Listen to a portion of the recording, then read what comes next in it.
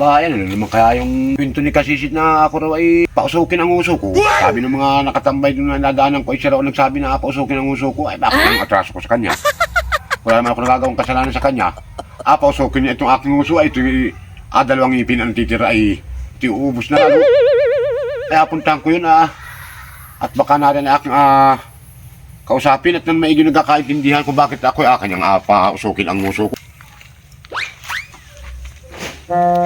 Ay, saan na narin si Kasisid at kami magkausap at naintindi ko ng kanyang mga nag-a-istorya ng gaon.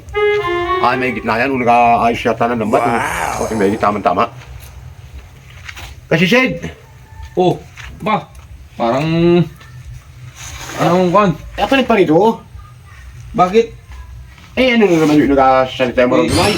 Ano naman yung balitang yun? Eh, doon sa tambayan ay nadaan ako yung tinawag pa nga niya ako ng mga tambay doon. Ay bakit daw? At sabi mo raw, sabi niya ni Kasisid Aris ay kuhan, pausukin daw ang uso mo. Eh, ako nung atras ko sa iyo. Ay wala naman. At ako ay pausukin mo. Ito nga ningipin ko ay wala nang natitira at adalo na ipag-ibig. Wala nang titira dito. Ano ba ang atras ko? Doon.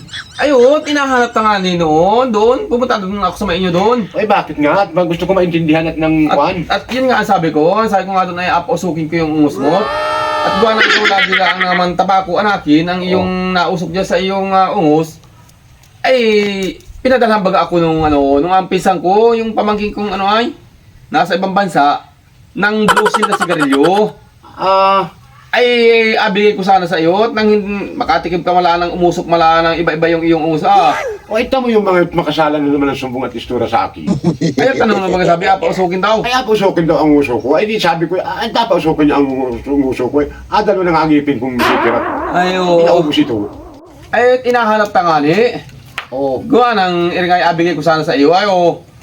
Itong aking blue silver ay at gawa ng hindi naman ako nagasigarilyo. Oh. Ay, ang ibig sabihin na pausukin mo itong uso ko. Oo, hindi rin ang aking blue seal na sigarilyo ay at hindi naman ako nagasigarilyo at abigay ko na sa iyo at kaya inahanap ta doon ay wala ka naman. Ay, salang-salang istura sa akin. Abigay ko na sa iyo. Okay lang, ay, salamat. Nang iba-iba naman ang usok ng iyong hindi laging tabako.